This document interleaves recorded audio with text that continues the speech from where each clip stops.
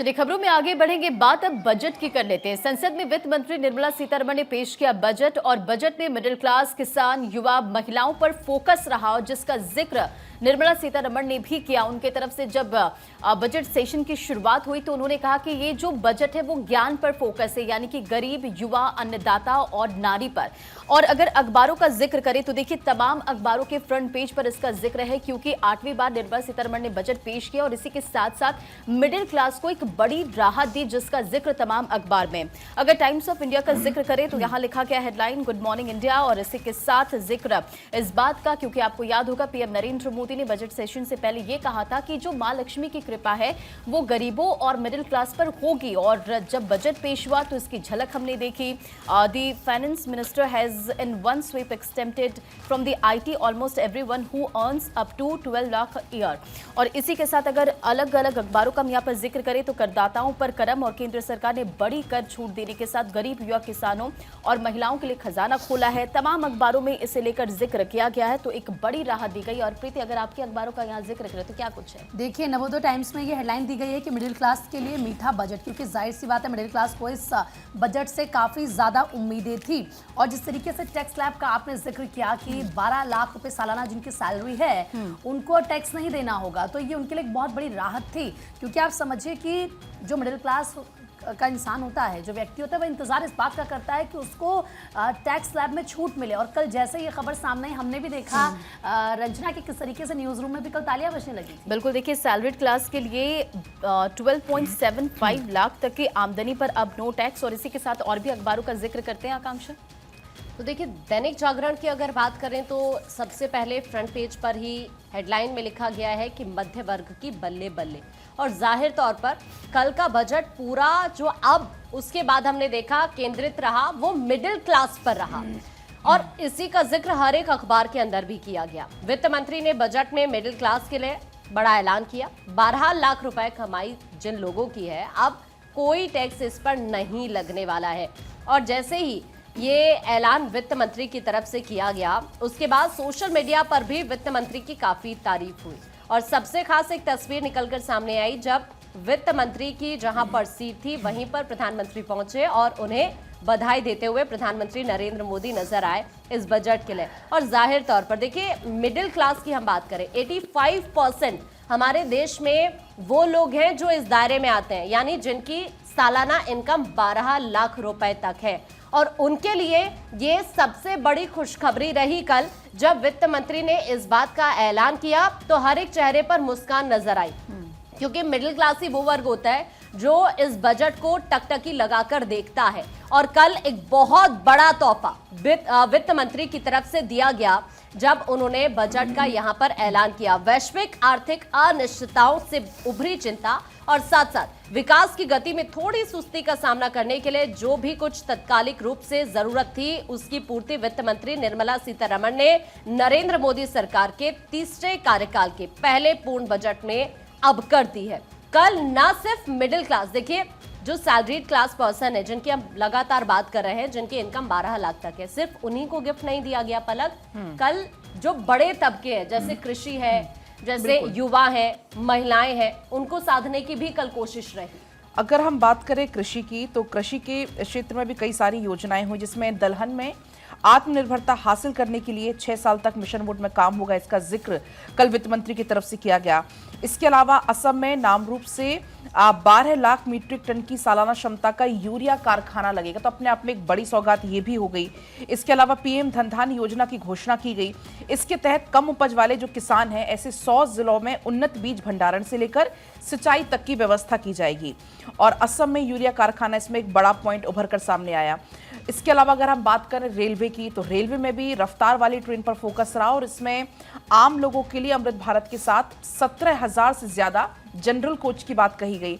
इसके अलावा 100 अमृत भारत, 50 नमो भारत और 200 वंदे भारत ट्रेन के निर्माण की बात कही गई। तो कल कुल मिलाकर हर एक सेक्टर पर फोकस रहा, लेकिन सबसे ज्यादा फोकस रहा वो मिडिल क्लास पर रहा।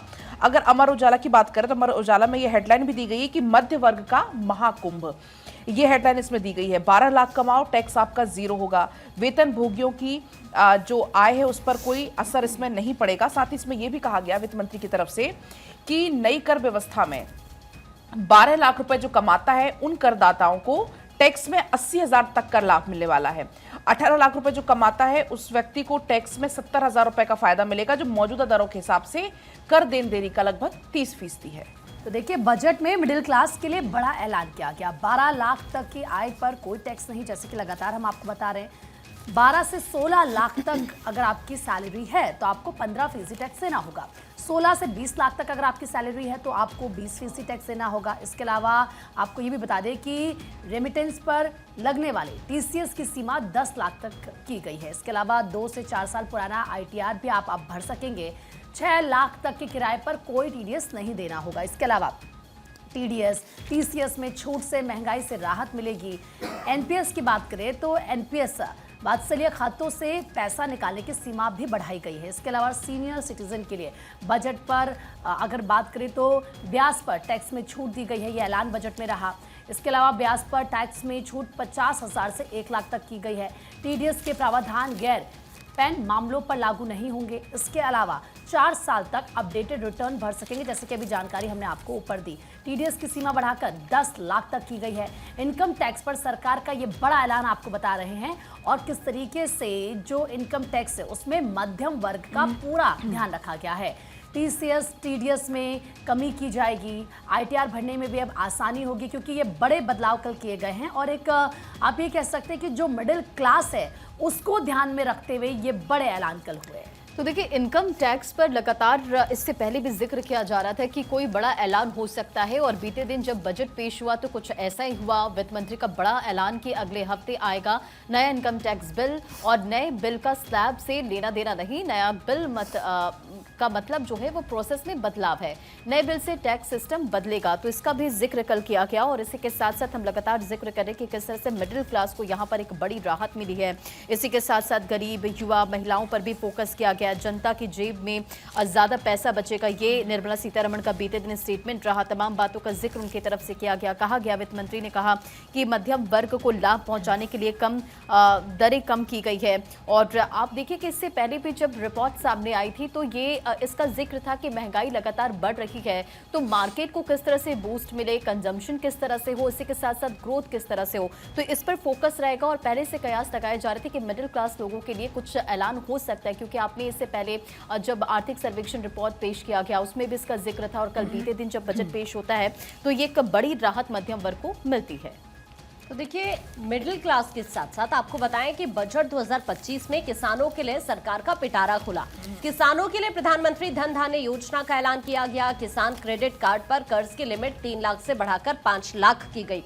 तो देखिए, ये अगर देखा जाए तो किसानों के लिए यहाँ पर सरकार की तरफ से बड़ी घोषणाएं की गई, और कहीं ना कहीं ये भी नजर आया कि किस तरह से सरकार का जो फोकस है वो किसानों पर है। और इसीलिए आपको बताएं कि यहाँ पर जो पहले किसान क्रेडिट कार्ड की लिमिट 3 लाख थी, उसे अब बढ़ाकर 5 लाख कर दिया गया है। क्या कुछ खास रहा, जरा आपको सुनवा देते हैं एक बारी। सब्जियों और फलों के लिए व्यापक कार्यक्रम। यह बात उत्साहवर्धक है कि हमारे लोग अपनी पोषण संबंधी आवश्यकताओं के बारे में भी लगातार जागरूक होते जा रहे हैं। यह समाज के स्वस्थ बनाने की निशानी है। आय के स्तरों को बढ़ाने के साथ सब्जियों, फलों और श्री अन्न का उपयोग अत्यधिक बढ़ रहा है। उत्पादन, प्रभावी आपूर्तियों, प्रसंस्करण और किसानों के लिए लाभकारी मूल्यों को बढ़ावा देने के लिए राज्यों की भागीदारी से एक व्यापक कार्यक्रम का शुभारंभ किया जाएगा। कार्यान्वयन के लिए उपयुक्त संस्थानिक तंत्र स्थापित किया जाएगा और किसान उत्पादक संगठनों और सहकारी समितियों की भागीदारी सुनिश्चित की जाएगी।